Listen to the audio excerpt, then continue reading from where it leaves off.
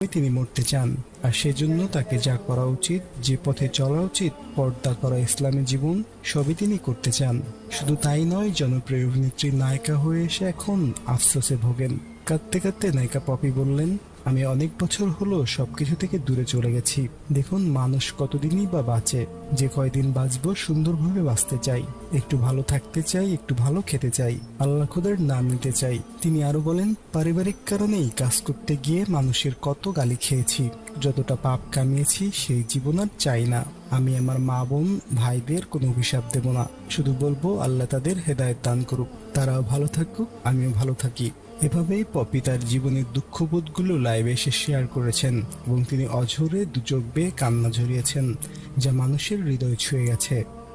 কাজ করতে যে মানুষের গালি খেয়েছি, যতটুকু পাপ কামাইছি